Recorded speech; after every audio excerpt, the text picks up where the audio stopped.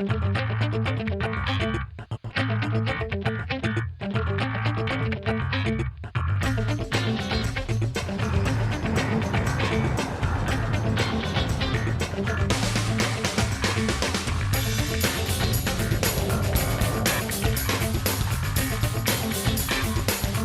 time on Superstars, we meet 5 actors who like a role they can really sink their teeth into.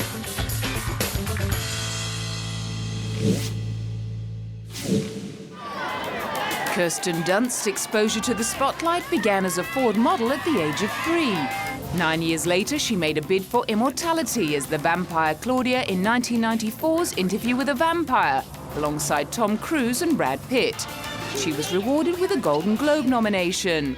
Since then, she's been busy making 3 to 4 films a year. In 1999, she starred in the dark drama The Virgin Suicides.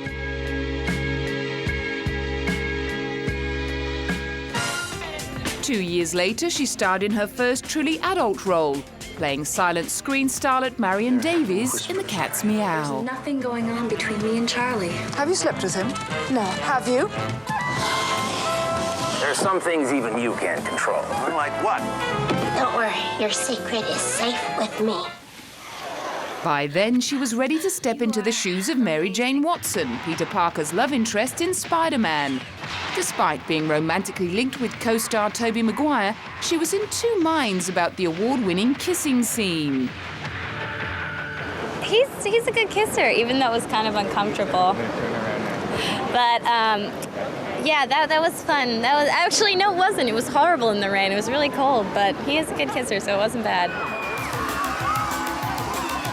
Later the same year, Maggie Gyllenhaal introduced Kirsten to her brother Jake, and the pair became an on-again, off-again item until 2004, which saw the release of 3 major films starring Kirsten.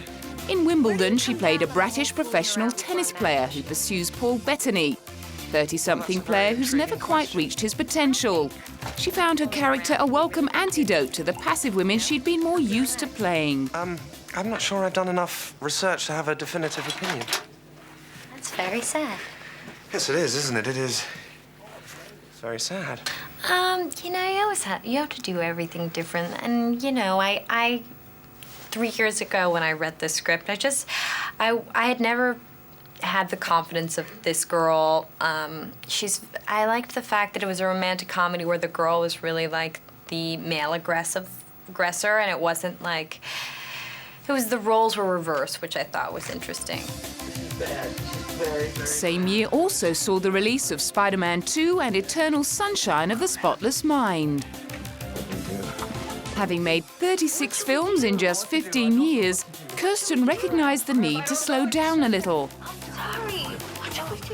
I feel like I've had a lot of movies come out this year. It's kind of freaked me out a little bit, but yeah, it's important to not wear yourself out and like make sure you have a life, because acting's so much about like, I don't know, it's just you give so much, it's hard to do that film after film. So you really need like space in between, and I have the luxury to do that in this industry, so.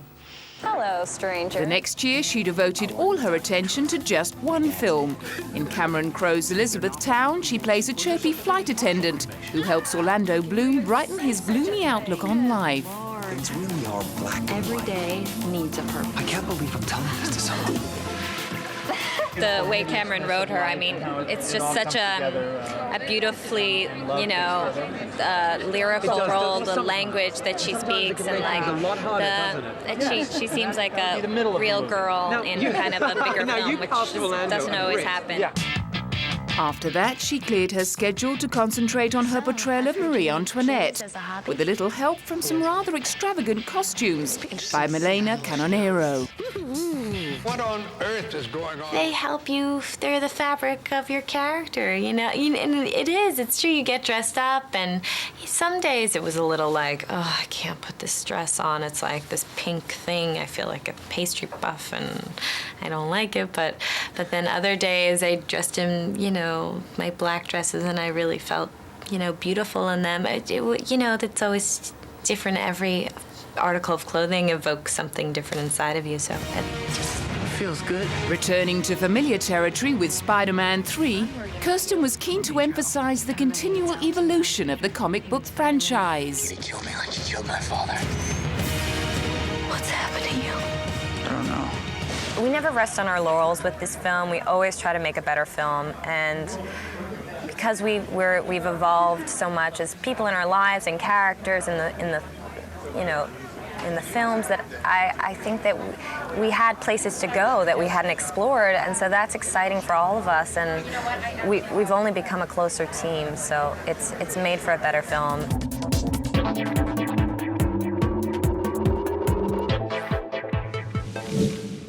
I love him. He's a wonderful man, and this is a great honor for me, child of Hollywood. I grew up about 5 blocks from here. To embrace him into our home and to say, we're going to walk on you for the rest of your life. Anthony Hopkins. Anthony Hopkins could hardly be called an overnight Hollywood sensation.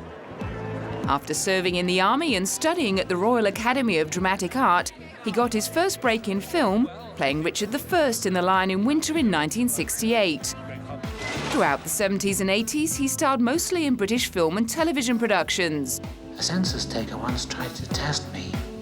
I ate his liver with some fava beans and a nice Chianti. By the time he scored the role of Hannibal Lecter in Jonathan Demme's Silence of the Lambs, he'd all but given up on his hope to make it in Hollywood. You fly back to school now, little star. His last gasp attempt wowed the Academy, which rewarded his character's measly 17 minutes of screen time with an Oscar for Best Actor. He reprised the role twice in 2000 and 2002. He scored a second Best Actor nomination for his portrayal of the repressed butler in Merchant Ivory's Remains of the Day. He also became a Knight of the British Empire. And despite becoming an American citizen 7 years later, he still retains the title of Sir. You came here. You fear this shy boy, yet still you seek him out.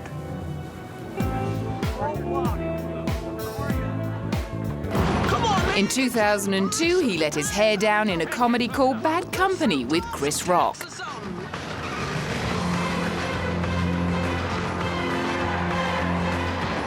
Oh, he's great. He's a very funny man, as you know. He's unstoppable, endless energy.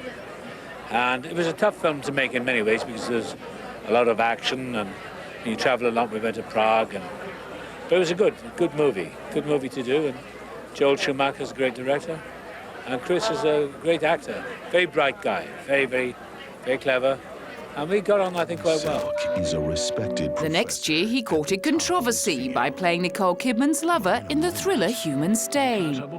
Every other day. Can I give you a lift? What exactly do you intend to do here in the United States? I'll set a land speed record. He defied stereotypes again in 2005 by portraying Burt Munro, a New Zealander in his 70s who dreams of racing his 1920 Indian Scout motorcycle on Utah's Bonneville Salt Flat. It was a role that Anthony totally identified with. Bollocks. Sense of fun he has with life and with people. I think I am like that. I mean, I'm an actor, but I don't play the actor's life. I'm not at arm's length. I enjoy being with people, and I enjoy doing I'm very much a loner as well. I love living my own life, going where I want to go, do what I want to do. And that's what I liked about Bert. That is the most determined man I've ever seen in my entire life. Despite enduring various financial setbacks, he remained totally passionate about the film. Dad doesn't think he can do it. He says everyone thinks that, except me. Holy smoke. The great feeling about that is that you're all in it together. And if the weather's bad, I'm there with Roger and looking at the sky. So, well, come on, let's shoot it. Come on set every morning with enthusiasm and say, okay, let's go. Then he played Gwyneth Paltrow's mentally ill mathematician father in the big screen version of Pulitzer Prize-winning play Proof. I almost missed doing it because I simply forgot to read it. I was doing other things. So I'm glad I did it. And it is, I think, a superb film. It's one of those sort of films that are parts that reminded me of why I became an actor, one of those tour de force kind of parts. You know? What have you been doing? Oh, I'm permitted the use of a private investigator. Having married for the third time, Anthony was coaxed out of retirement to star in the dramatic thriller Fracture, much to the frustration of co-star Ryan Gosling. I can't introduce something in court as evidence that doesn't exist legally. I'm not going to play games with you. I'm afraid you have to, old sport. Well, it's hard because it's so good, you know, that you're just watching it. You're like in the front row, getting to watch Anthony Hopkins, and I was like, you know, like this the whole time. And then I had to remind myself always that I had a part to play and a job to do, and you know, I had to pretend like I wasn't enjoying him a lot because in the movie I don't like him, but I like him so much. So that sucked up all my acting energy.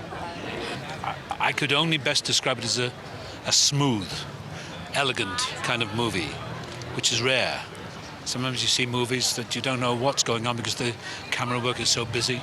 But Greg Hoblet is such a skilled director, and working with Ryan Gosling is a tremendous bonus. Working with a young actor, it was like working with Jodie Foster, you know. Get a good actor to play opposite, then life's easy, no problem.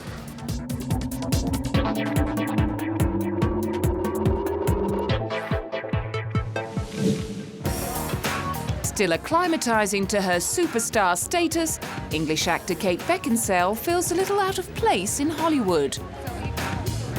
For me personally, it's always easier at home. I always feel a little bit like the idiot from Chiswick who's got no business being here at all, so probably a bit easier for me in London, yeah. I know we can get a cab afterwards. Born in London in 1973, Kate comes from an acting family. Her father, Richard, found fame in the hit TV comedy Porridge before his tragic death at the age of 31. After a rebellious adolescence and battling with bulimia, she dropped out of Oxford to follow in his footsteps and scored several film and television roles before landing the female lead in the 2001 blockbuster Pearl Harbor. We are at war.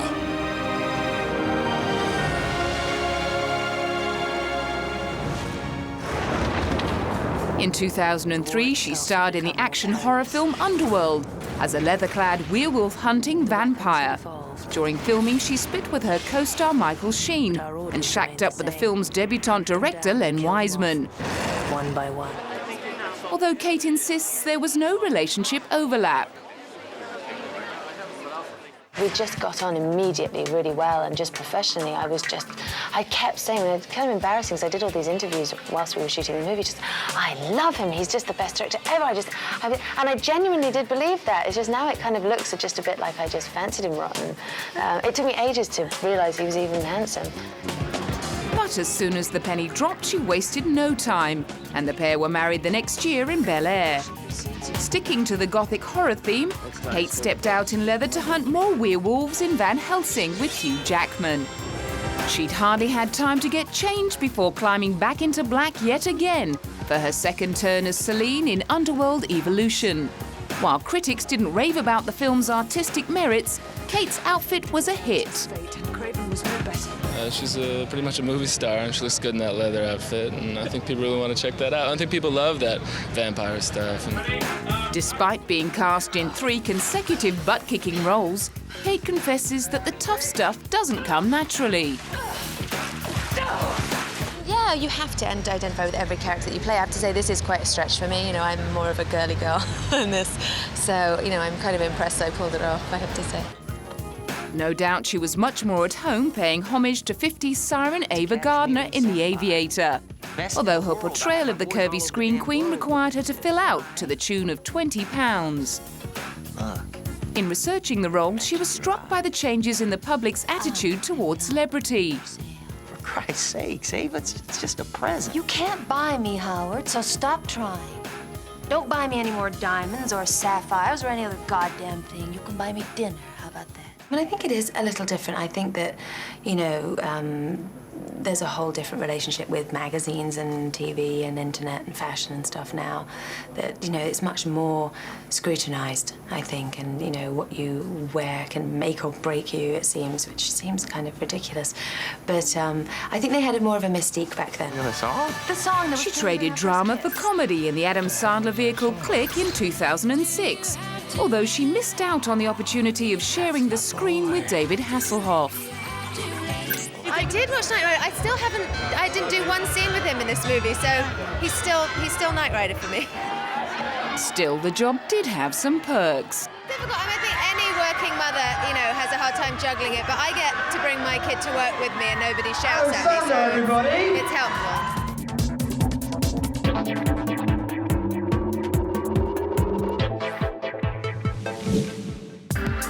One star you definitely wouldn't want to cross swords with is actor and activist Susan Sarandon. The fiery redhead from New York doesn't need leather and guns to take on the real-life bad guys.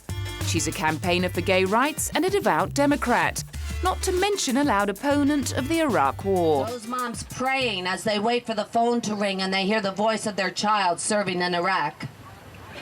Let him be the one to tell them that this week the call will not be coming. Neither will the letter, ever. And then let him explain to them why they have made the ultimate sacrifice. Maybe then he will understand why wars are usually not preemptive, why wars are to be avoided and entered into only when absolutely necessary. Unwavering in her opinions, she's endured great hostility from her fellow Americans. Yes, and the papers attacked my kids, and we were just completely uniform on every hate radio program, and boycotts, being asked to boycott certain people, in the business, and they would put my name, Bin Laden lover, all of these things. Even when promoting her recent film Elizabethtown, she was prepared to take on the serious issues. And I think also that the economics of film festivals have become very difficult because depending on, how a film does in a festival becomes whether or not a studio stands behind it, which is a very difficult thing. But on the other hand, it's really what gives small films hope, is that if they can catch a buzz at a festival, then the studio will stand behind them, so it's a mixed bag.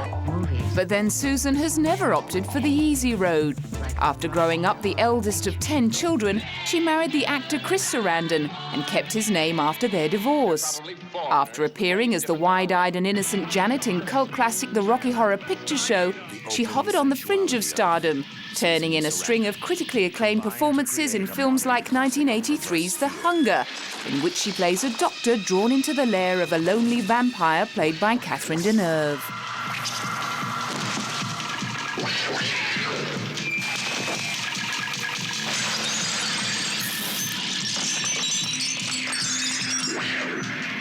Three beautiful women. In 1987, she swapped the fangs for a broomstick in the comedy The Witches of Eastwick, with Michelle Pfeiffer, Cher and Jack Nicholson. Nice eyes. Deep, soft, wet kisses. She finally became a household name and met future partner Tim Robbins, thanks to the baseball blockbuster Bull Durham. I don't try out. Besides that. Since then, she's earned immortality for her roles in films like Stepmom, Dead Man Walking, The Client, and Thelma and Louise. Did you see his butt? Because you're spoiled brats! In 2002, she starred as Goldie Hawn's posh sibling in The Banger Sisters, which also featured one of Susan's 3 children, Eva Amuri. Everybody has one of those. Does your mom give you any advice? Do you look for her to give you advice? She doesn't. She lets me figure it out. In the remake of Alfie, she turned the tables on men as the predatory older woman. Not that she hasn't fallen for her fair share of male charmers. Oh, who hasn't? Yes. What's life without a few womanizers? Absolutely. But I get to be the womanizer almost in the rogue male in this one, so it was fun. Too dark. Maybe we should think about moving. In the romantic comedy Shall We Dance, she plays the wife of a disenchanted middle-aged accountant who secretly takes up ballroom dancing. Fearing he's having an affair, she reflects on the complacency of their life together. For Susan, the film is about appreciating those close to you. My partner is right here. I think that the world is so fast and so furious and so crazy, and your life is so short and you're so small in the scheme of things that really, what is the point? And I think unless you think your life is worth something in the way that The witness to that are the people in your lives that are there for a long time.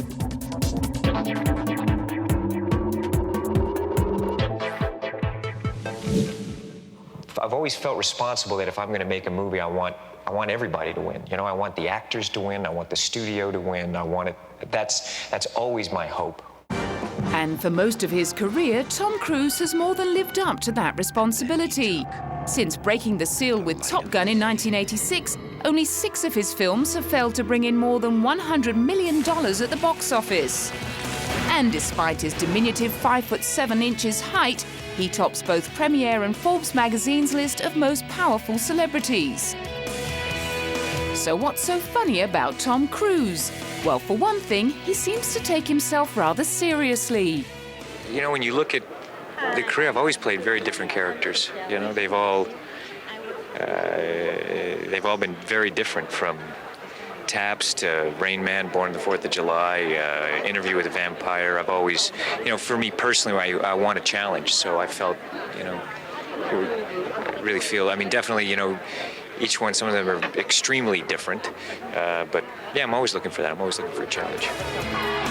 That's as may be, but most critics agree that Tom has pretty much earned his fortune by playing himself. His trademark depiction of earnestly intense all-American heroes has only once caught the eye of the Academy, for his turn as a misogynist motivational speaker in Magnolia. Although he also won over critics as a grey-haired contract killer in Collateral. I think he's dead. Good guess. You killed him? No, I shot him. Bullets in the fall killed him. All the things that happened in this movie, Tom did every single one of those things. Like, you know... He takes his role in the Mission Impossible franchise so seriously that he performs all his own stunts. His seriousness extends to his personal life. Instead of laughing off the incessant speculation about his sexuality, he sued or threatened to sue a host of writers and publishers, as well as a porn star for claiming to have had an affair with him. In 2006, he threatened to pull his promotional support for Mission Impossible 3. If Paramount didn't pull an episode of South Park, Tom Cruise won't come out of the closet. Depicting him as a closeted homosexual. Tom also lacked a sense of humour when he got squirted with water at the British premiere of War of the Worlds by a practical joker from the TV show Balls of Steel. Don't run away. Don't run away. I don't care. It's incredibly rude. I'm here giving you an interview and answering your questions, and you do something really nasty. You're a jerk. You're a jerk. You know what? You're a jerk. You ought to be ashamed of yourself. Another thing he's very serious about is Scientology. His public condemnation of fellow Scientologist Brooke Shields' use of antidepressants led to suggestions that he should try giving birth. But clearly Tom has made his most serious commitment to the cause of embarrassing himself at every available opportunity. His manic declaration of devotion for Katie Holmes while bouncing on Oprah Winfrey's couch was just the first of a string of excruciatingly humiliating public displays of affection.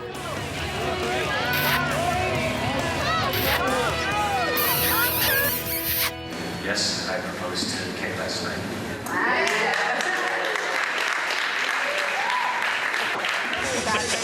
Thank you. She's amazing. She's amazing. Thank you. Despite summoning up the self-deprecatory spirit to parody himself on The Jay Leno Show, the damage had been done. And in August 2006, Tom was dropped by Paramount after 14 years. The economic damage to his value as an actor and producer from his controversial public behavior and views. Still, despite his seeming lack of humor, Tom could end up having the last laugh.